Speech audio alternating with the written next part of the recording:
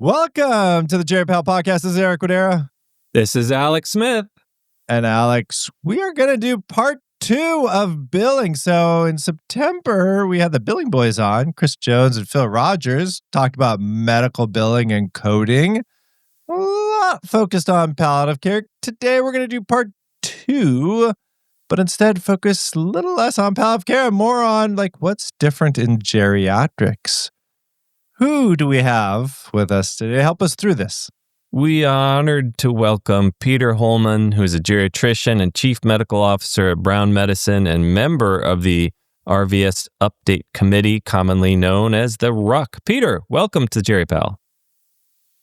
And we're delighted to welcome Ken Koncilja, who is a geriatrician at the Cleveland Clinic and graduate of UCSF's Geriatrics Fellowship. Ken, welcome to the GeriPal podcast. Thank you for having me.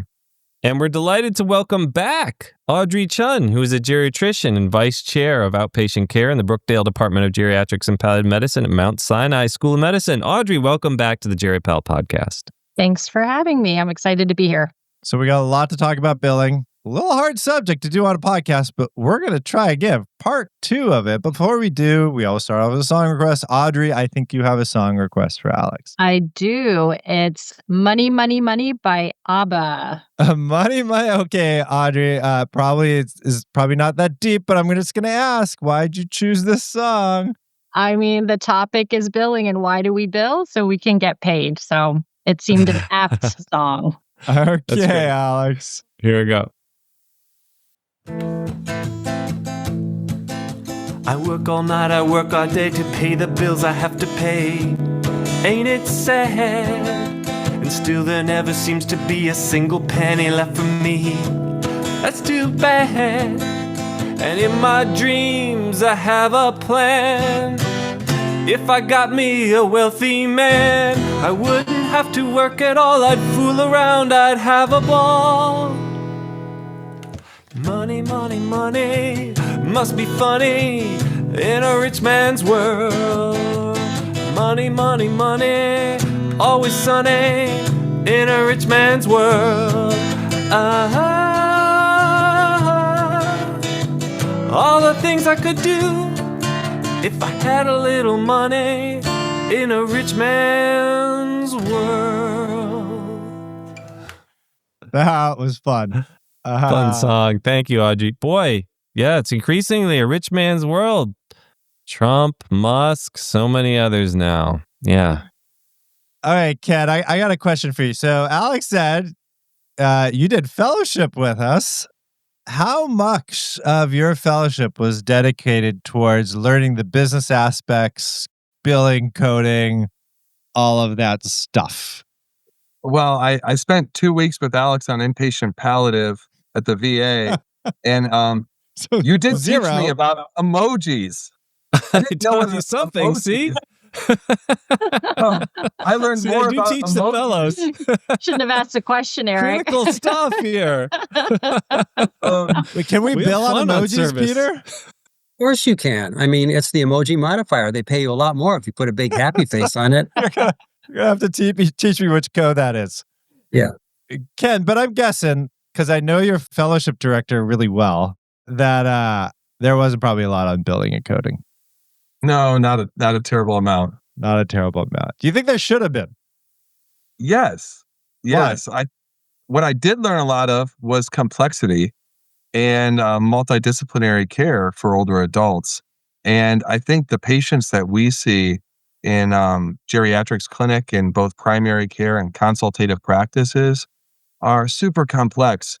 And I think proper coding and documentation helps us to capture or sell what we actually are doing. We get recognized for what we're actually doing.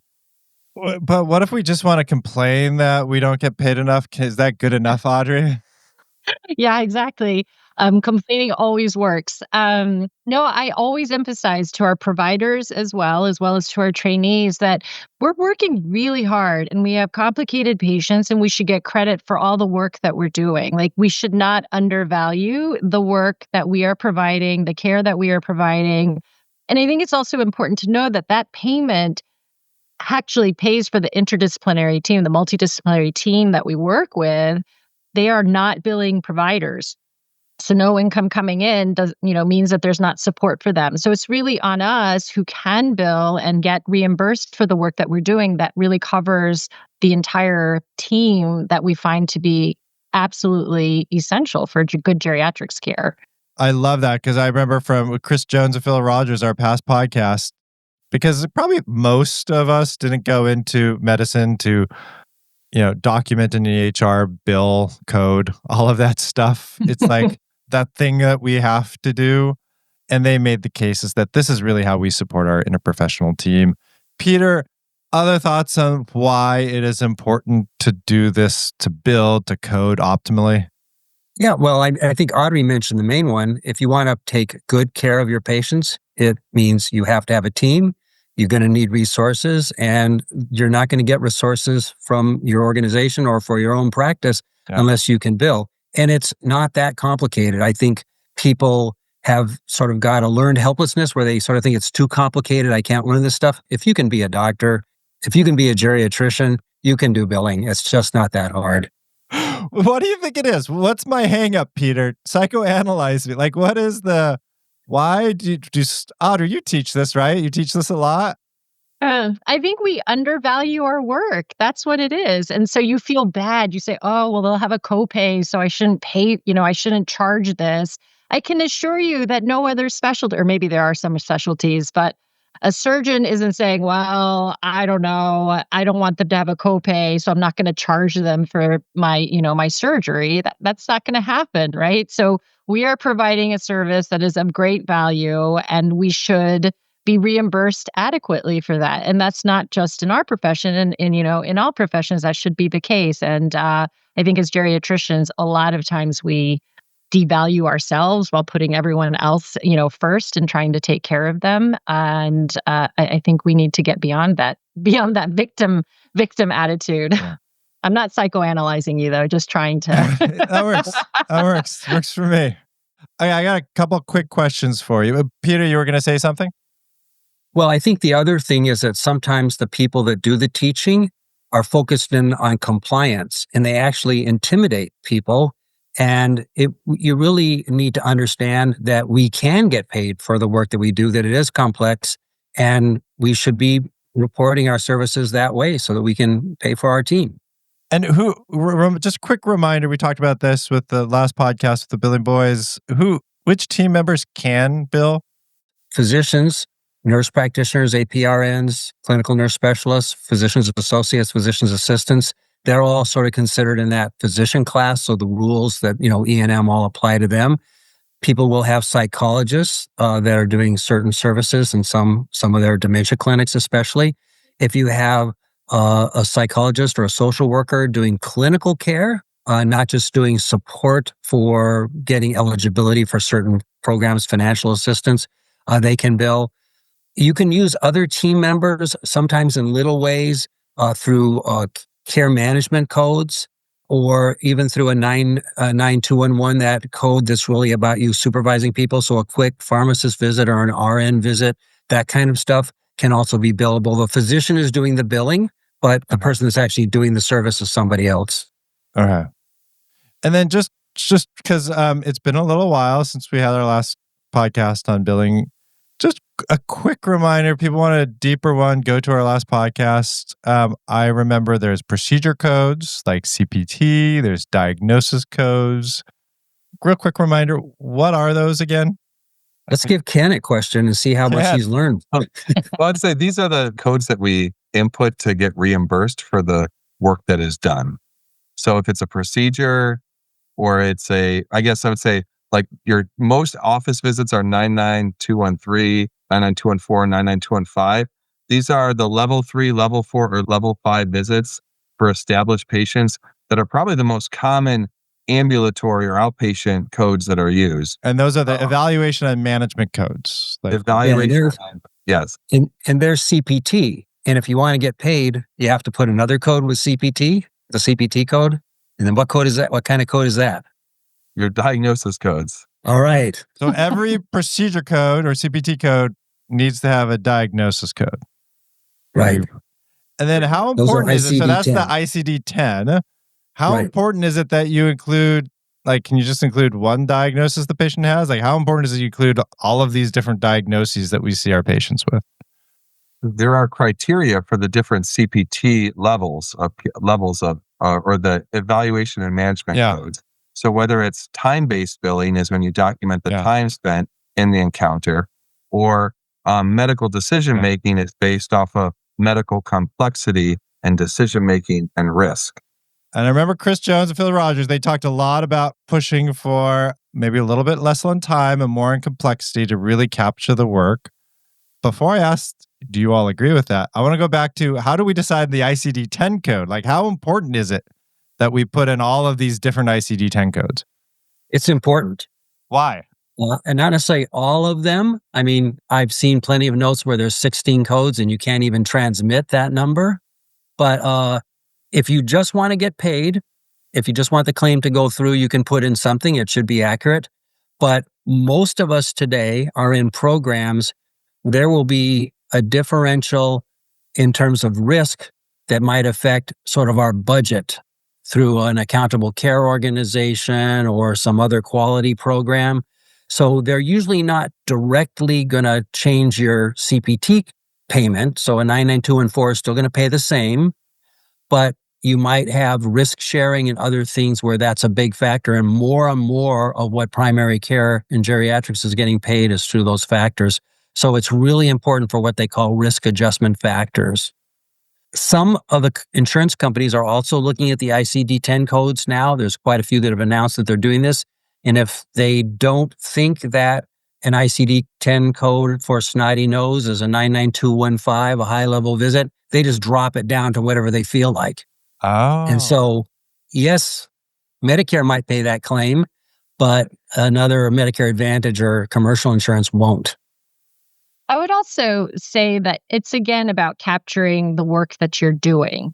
So we're not suggesting that you keep just adding things in to kind of pad the encounter diagnoses. We want this visit to reflect the complexity. So if you are managing dementia and hypertension and heart failure and diabetes in that visit, yes, it certainly accomplishes what Pete was mentioning as far as kind of reflecting the risk, but that's the work that you're doing. So no, you don't need to put 13 codes in there, but you should adequately reflect that the complex work that's being done. So I really want to emphasize, this is about getting credit for the work that we do as geriatricians. And it's not about like gaming a system. It's not about, it's just, the system is what it is, and we are in that. But it's really about getting credit for the work that's being done, the hard work and the complex work that's being done. And how important do you think is, again, what I remember from our last podcast is, if we bill on complexity for our very complex patients, it tends to be better than time. Would you agree with that, Ken? Yes. I think when you're in a quick, busy clinic and you have a lot of patients to see, and you're not often spending time managing like a dementia or like a life-threatening diagnosis, or the complexity of our older adults who have a problem list 30 problems long, billing off of complexity is often more revenue for the time spent in clinic over your whole day. I think if you look at it like patient, we talk about a patient, it might put this into more context. I saw this week a 94-year-old woman who I'm the primary care physician for, and she has mixed dementia. Lots of chronic conditions like high blood pressure, dyslipidemia, CAD, AFib, CKD, iron deficiency anemia, and she receives care at home from her family. Since her stroke, she's very dependent and amnestic. So I had a 70-minute visit with her on Tuesday. We did a MOCA. We reviewed her dementia care. We documented a dementia care plan. And we also went through environment of support with the family caregivers. We had our nurse to talk about redirection separately. While I was doing the MOCA, we were going through behavioral techniques.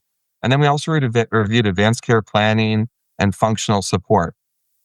This patient is much more complicated than the 15-minute visits I was precepting in resident clinic this morning. Yeah. We spent a lot of time for an older adult with dementia.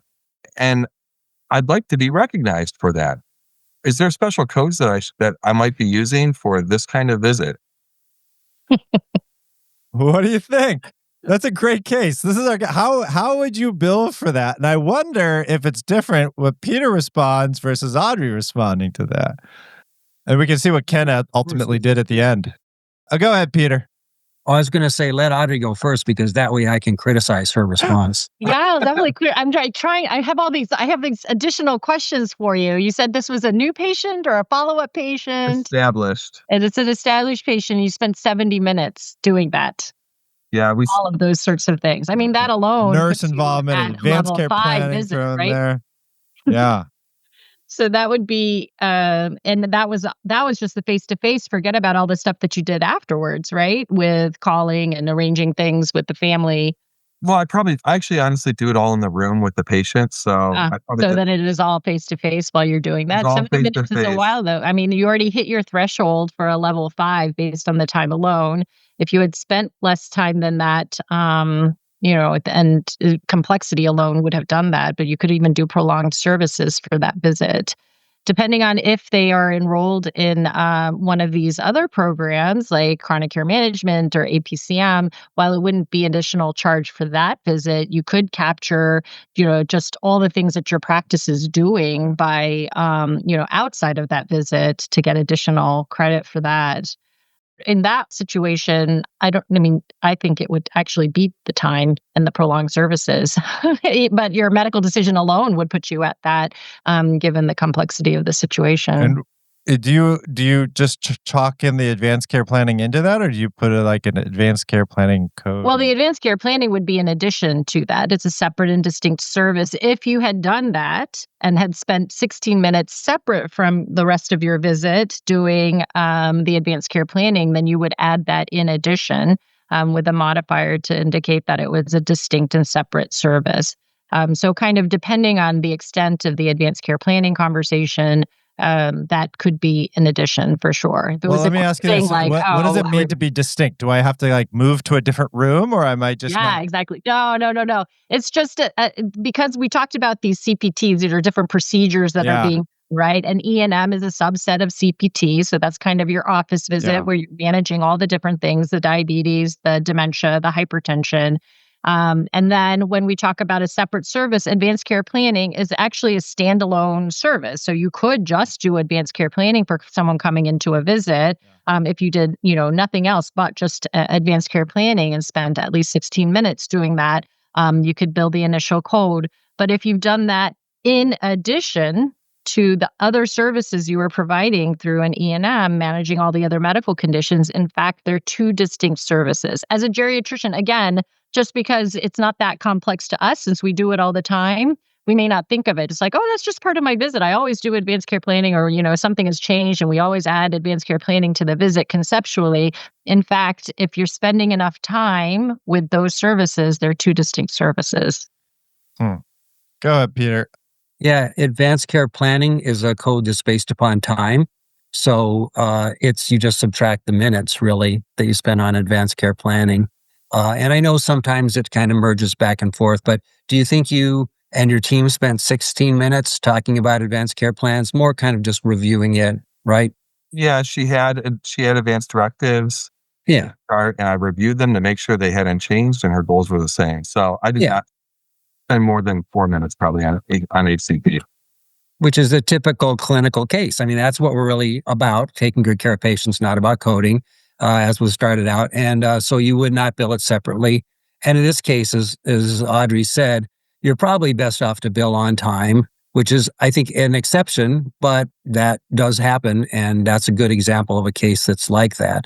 If you're going to bill on medical decision-making, we're kind of assuming that it would be a high complexity, but really, I'm not sure what all went into that. You mentioned several problems that you addressed, but you didn't mention the risk level of your treatment. So in that case, you might not have really hit a 99215 on the medical decision making. So time would definitely be better off. But I think for most of the follow-up established patient visits, that's not going to be the case. Yeah, I would give a different example actually of someone that I saw this week that she was actually coming for an annual wellness visit, which is another opportunity for us to talk about. But as I walked into the room, she said, "Oh, I waited until this visit because I knew I was seeing you, but I'm having a little bit of bleeding." And the bleeding was going through her pants and onto the exam table. So said, "We're not doing the annual wellness visit today. We're kind of switching things around." She was on anticoagulation. She had a little bit of a soft pressure. She wasn't tachycardic. She looked fine, and this has been happening off and on, and kind of minimizing it. But obviously, this was like a serious and potentially life-threatening situation. I had to manage the anticoagulation and decide whether I continue it or stop it. I had to manage her hypertension because normally she is, well controlled on medicines, but since she was a little bit in the low 100s, I had to manage all of those things. But I had to coordinate a bunch of things. Obviously, we're getting blood work, we're calling the colorectal surgeon, we're deciding ER, not ER, how are we going to manage these things?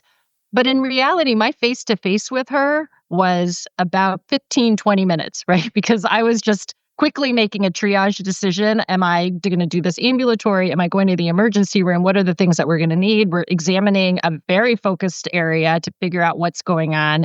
And so my face-to-face was really maybe 15 to 20, but I definitely billed a level 5 because there is a very high risk of morbidity, mortality. I did a lot of medication management, and there were at least 3 things that were going on at that time, managing our blood pressure, the AFib, and obviously the bleeding that was occurring. So that's an example where, the time would not have qualified, but certainly the decision-making and the conditions were. Audrey, are you her primary care doctor? I am her primary care doctor. So tell us a little bit more about what else you billed besides the E&M visit. Did you bill any codes that are specific for primary care? What am I doing? So I think you're referring to the APCM codes, the Advanced Primary Care Management codes, or Actually, let's talk about 22212. Is that the one you're talking about? I'm talking about there's so many opportunities. I think that's also, we should educate ourselves because our societies, both in geriatrics and palliative medicine, have advocated very strongly to get credit for the types of work that we're doing. And now they are actually available. And it's a shame if we're not using the things that people worked very, very hard to do. So let's get into that because I want to hear about these things that I don't know about. But can I ask a kind of a stupid question?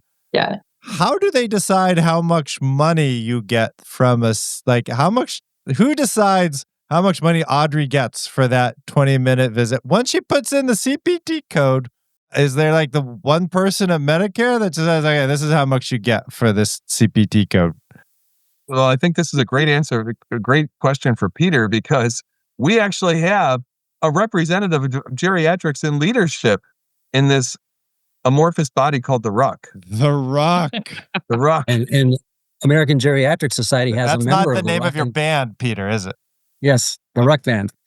And the American Geriatric Society has a member on the RUC, and that is Audrey Chun. So you've got 2 folks that are involved in this. So I think the first thing to understand is what the job of the RUC is, because it's an expert body. It's not a representative body, although thankfully we have people with geriatrics expertise that are members. And although it's called a relative value scale, I know a lot of people think that it has to do with the value to society or other things like that. And they go like, well, why aren't we paying more for geriatrics and primary care and this and that? But it is having to do with the system that was worked on, the complexity and intensity and time of the work of a task. So that's our job. And what is done is that when a new code comes around, or when we're reviewing an existing code, we'll survey people that do the work and say, how much time does it take? And how is it relative to another service? So, Ken, I can ask you, like, is a 99214 harder than a 99213? And you'll say, yes. And you'll say, it's about 1.25 times harder or something like that. That's essentially what we're doing. And then we look over all the information, and the RUC actually makes recommendations to Medicare, who decides. Now that G2211 code, that's a code that Medicare created. It's a G code. It's not a CPT code. people oftentimes mix them up and say Medicare creates CPT codes and vice versa. What's a G-code? The G-code, and that code is for complexity inherent to evaluation and management. It's for primary care. It's on everybody you see. They're saying if you're a primary care clinician, you're always thinking about all the things that are going on with that patient, and you get to use that code. And they just basically said, well, we think it's this many minutes and ought to be worth that. So they essentially made a decision on their own. That did not come through the RUC. So is that a G-code you add on top of a EMN code? That particular, not all G-codes, but that particular code can be added to an office visit code, new or established patient. And in 2026, it can be added to a home or residence ALF type visit patient as well. And but what not is it today. specifically for? Like Ken's patient that he described. Ken, did you add G2211? I actually did not, but I didn't bill it as an E&M code. I billed that patient as a 99483. Oh, as a cognitive assessment code. Which actually reimburses higher. Sorry. It does. But I think this If actually you did reimburses higher than, I hit all the criteria for 99483 in that visit encounter. So it actually reimburses higher than our 2 RUC reps. Would have done with the G2211 even on top of that. I think, so actually the G2211 should almost always, depending on what kind of a code that you're using, be added for anyone doing primary care or geriatrics if you have an ongoing relationship with the patient and it's reflecting the complexity of that care. You may not use it, for instance, if you just did a consult and you're not going to be seeing that person again, or it's unlikely that you'll be seeing them again, then that would not be necessarily appropriate. But certainly for all of the primary care that we're doing with an ongoing longitudinal relationship, that's appropriate. I will give the caveat that this code just became available this year. And at the beginning, it wasn't widely used because we were advised not to use it. There was a lot of confusion from our compliance folks about who can use it. You're going to get in trouble, that you can't do it on every single visit. That doesn't make any sort of sense. And so there was a lot of mixed messages until we kind of sat down and said, this is clearly what the descriptor is. We are providing that type of a service, and there's no reason why we shouldn't. What's the descriptor again of G2211? 2211. I have it right in front of me, so I'm happy to read it. And I think the issue has a little bit to do what Audrey mentioned about all our patients being complicated. So we have this different, thermostat for what's complexity. And here's the problem. It says visit complexity inherent to evaluation and management associated with medical care services that serve as the continuing focal point for all needed healthcare. So we see the word complexity as geriatricians. We think that's Ken's patient. Yeah. CMS, we read all the stuff that they write in the proposed rule and final rule. These are where they're like putting out what codes they're going to cover, why they're going to cover them, how much they're going to pay. They said, no, a patient that's seen for nasopharyngitis and allergy symptoms can use this code because the complexity is the long-term relationship with the patient, not the complexity of that specific visit. So you can see why compliance people might say that wasn't complex, but that's not what CMS was talking about. So the complexity of the patient, like over. It's not. It's the complexity of the relationship. Oh, it's not the patient. Yeah. Oh.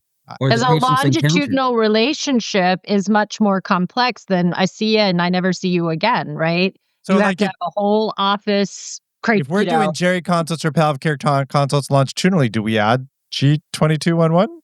If you're going to have an ongoing relationships with that, if it's a one-time consult, pain management, no. For done one and done, no. But if you're going to be seeing people over time, yes, specialists can use it too. So not just geriatric specialists, but it's all contingent upon a long-term relationship. And in that case, the patient must have a complicated condition, which all the palliative care people will. Is this like 30 cents or is this like real money here? If you bill it on every single patient, small amounts add up fast, right? Your overhead doesn't go up. It's $15.50 on average. Okay, can I ask multiply that times all of the visits that you are seeing? Like, again, getting credit for the teamwork and the practice work of that relationship. It's important. Okay, speaking of teamwork, Audrey, you mentioned something called APCM. APCM. Did I get that right? Yeah, advanced primary care management. So this is one, again, a little bit slow because it requires a little bit of work to get patients enrolled. But basically, there are 3 levels of advanced primary care management. The highest level is for those who are Medicare beneficiaries. So those are kind of the patients we take care of with 2 or more chronic conditions. Sounds very similar to chronic care management if you all are familiar with that. So like hypertension, hypercholesterolemia. Otherwise, like climbing mountains. It's really 2 chronic conditions in a Medicare beneficiary. And so diabetes and hypertension and dementia and heart failure, any combination, pick and choose. And you don't have to list all of the diagnoses. It's similar to chronic care management, but rather than having to track all the minutes and how many minutes were done in each, did I reach a threshold? Did I not reach a threshold? It's actually a monthly charge to Medicare to say that you are an advanced primary care management practice and you are able to supply all of the services that are included in that. So 24 hours, 24/7, someone can contact you, that you answer your messages, that you coordinate the care, that you do transitional care management. All of those things that we do in geriatrics totally is in the definition of advanced primary care management. The lift for this and the caveat is that it does require the consent of the patient and there is some cost sharing. So the monthly charge that would go out, if they don't have a coinsurance, they would be responsible for 20% of that charge as they would for any Medicare service. The E&M, the visit that they're coming to see you, they are responsible for that. So that could be a potential barrier to consent. And again, it hits us in geriatrics. We're like, oh, I don't want to make them, I don't want to make them pay. So this is not something I can decide, I'm going to, instead of using time-based complexity, I'm going to bill for No, APCM. this is something that would be billed outside of a visit, whether you saw them, didn't see them, called them, didn't call, not every month. You could, as a primary care practice that has offered all the services, should be able to bill each month for each one of those patients who have consented to those services. And then additionally, you bill on top of that for your visits. Yeah. Like your usual care, everything that you would be doing on top of that. It's crazy that people are not doing it. Ken, are you doing it? So this is the thing. I work in a hospital system where a lot of this is supported for me to do. And a lot of this is set up for me to do. Me billing G2211 was advocated and taught to us by our healthcare system. I think if your hospital system is not using these codes, you're doing yourselves, you're doing our profession, you're doing geriatrics, you're doing care for older adults a disservice, because we really should all be recognized across the country for the work that we're doing. And I think the AMA said in 2024, uptake of G2211 was only 25% of what was expected. So that means 75% of practices were not doing it. Why are we leaving so much freaking money on the table? I guarantee you the plastic surgeons aren't doing it. Ken, how can I complain about how low paying of a specialty we're in if we get paid a lot of money? Like, it's the one thing. We're not going to become wealthy by doing all of these things. No, the G2211 is not going to make me a plastic surgeon. It's going to change all of that. But it does enough of that. I mean, like when chronic care management, when we first started billing, it almost seemed not worth it, like amount of work to put into it. But now we bring in enough revenue that it supports a care coordinator or a medical assistant, right? So we have to kind of just reshift our thinking in that this is really important. The opportunity exists. It is, not fraud. It is getting credit and reimbursement for the important work that's being done. What are some other interesting newer codes? I think the cognitive assessment and care plan service codes, the 99483, are very That's the one that you said you billed instead. Yes. So for my patient that I spent 70 minutes with, we did cognitive assessment. I performed a MOCA. We did functional safety assessment. I talked about firearm safety. We talked about what do you do if there's a fire in the home? Do they have access to call 911? We reviewed the medications. We did caregiver training. We did advanced care planning, and I talked separately with family. And I spent more than 55 minutes with the patient. So I spent 70 minutes. That's enough to trigger a 99483, which is a comprehensive care code that was advocated for by the American Geriatrics Society to help, just recognize the complexity of care for patients with cognitive impairment and dementias. And I often will try and do this once a year. You can do it up to, it's like 6 months and 1 day. But I think it's like, for me, it ends up being about once a year for my older adults with cognitive impairment. And we get recognized with more RVU as a practice, as a hospital system. But then also my department supports me to spend the time to provide that care. So that protects us as a specialty to provide comprehensive care for older adults with cognitive impairment. And that's a good example of a service. Well, first of all, American Geriatrics Society brought it to CPT, so it's not just we advocated for, we essentially created it. A lot of that work that you described didn't have to be done personally by you. Just like an annual wellness visit, you don't have to do everything yourself. You have to put it together. You have to be part of the creation of the care plan. You have to be the one whose name the bills goes in, but you use your team to be able to do all those services, and maybe it doesn't even take 70 minutes of your personal time to do that. So it's an important code. Any other new exciting codes out there that we should know about?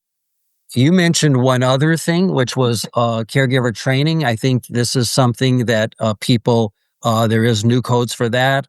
They don't necessarily pay a whole lot, but again, there's a very generic one that was written sort of like with wound care as the example. There's ones for caring for behavioral issues, was actually potentially like people, adolescents with ADD, HD, but also it would apply for geriatrics as well. And there's one that also is for ADL assistance. It's really going to be more like physical therapy. So again, these are all things for your team. But the big one is that advanced primary care management. I just want to mention that again because it's 3 levels, $15 for people with no problems or one problem, $50 a month. This is every month. So $600 a year for people with 2 problems. You know if they have 2 problems or not. They don't have to be complicated. Yeah. And then if they're a qualified Medicare beneficiary, which is Medicaid, it's $110 and they have no cost sharing. So for my group with 5,000 Medicare patients, traditional Medicare patients, it's $2 million, I figure. And so when people said, I'm not sure it's worth it, I said, you're going to turn down $2 million? And the nurses said, well, we don't feel comfortable asking the patients about, can we bill this? Because it takes consent and you have to have a care plan too. I said, you've got a care plan on all those patients. Who do you think pays your salary? Do you want to get the $2 million so we can keep you hired here or not? Audrey, I remember going to your AGS talk. Because you did AGS talk on this year, if I remember correctly. I did, well, it was with AdGap at AGS. Yeah. How hard is it? What's the lift to create this? The lift is not easy. Well, I think the lift is easier if you're a smaller practice and you could just hit the ground running. We had to go through compliance. We have to create an Epic build so that the code can be put in. We had to create a column and a consent that was approved by, the legal department to say that this was a consent, even though the written consent is not required. Verbal consent is fine, but we still had to go through all those steps. So in fact, it's been slow uptake for us, but we're pushing forward and really being as aggressive as we can, because it's not just for us, it's for primary care, right? So as a specialist, it's not just about geriatrics and getting partners and coalitions of other people within the health system to whom this would benefit. So it's really important. Okay, I want to be mindful of time. Where can people learn more about this? Like how to set up this APCM, or how much are you getting? Ken is also thinking not just I have these codes, but which one am I going to get more money out of these codes? How do you learn about this? Maybe each of you can give me 1 or 2 resources. 1 or 2 resources that you can give our listeners where they can learn more. Ken, I'm going to start with you. I think Geriatrics Care Online, or the AGS, has some great resources on the AGS website. I think that's great. I'm going to have Ken send me a couple of those resources. I'm going to put it in the show notes so it'll link you directly to the AGS website where you can look at those resources. Audrey, what's yours? Well, I would say I was advertising Pete's annual update at the annual meeting, where they go through the codes that are of interest to geriatricians, and typically there are webinars in advance as well as the update of the annual meeting. I will include a link to Pete's video, which I was just watching before this show. Loved it. Peter?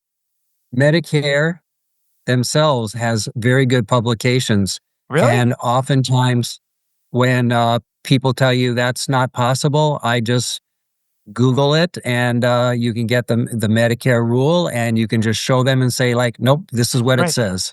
We will have links to those in our show notes. Peter, can you send it to me for our listeners? Last moment before money, money, money. Any other last thoughts that you want to tell our listeners about billing and coding? Yeah, one lightning. Lightning. Maybe inpatient, like ACE units, skilled nursing facilities. Wow, anything there. Mixing it up. You Audrey? got to have a third billing episode to do all the inpatient. Yeah. We were focused on all the outpatient opportunities. That's not okay. lightning, Alex. That's not lightning. Okay. Audrey, anything else? No. Ken, anything Get else? credit for your work. That's all I Get want. credit. Yeah. Know what you're getting paid. Look it up. Look up the CPT codes on the physician fee schedule on CMS.gov. Peter? You are worthy. Get paid for what you do. I am not worthy, Peter. I am not worthy. With that said, a little bit more ABBA. Money, money, money, Alex. Money, money, money must be funny in a rich man's world.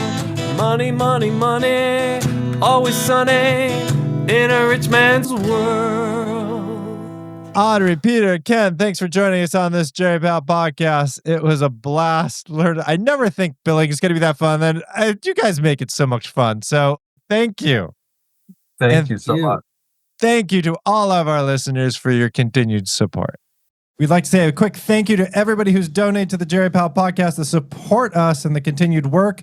And a shout out to everybody who's donated more than $250 in the last year, including Mo Rizawi, Rochelle Bernacki, Daryl Owens, Mark Wren, Richard Lewis, John Bielenson, James Tulski, Elizabeth Cobbs, Christopher Heck, Meg Walhagen, Chris Jones, Kate Mesrich, Jen Hopping, Ashad Abid, Michael Bordowski, Asher Edwards, Susan Nelson, Harry Hahn, Carol Heyman, Gretchen Schwarzy, Sharon Brangman, Elizabeth Chung, Paul Amatelli, Brian Castle, Victoria Brond, Susan and John McFadden, Christopher Heck, Amish Moji, Matt Schuster, Carrie Hagan, Lloyd Woolstat, Carrie Levy, Marnie Fetzer, Ron Sabar, Stephanie Gabatuller, and Patrick Lally. Thank you very much.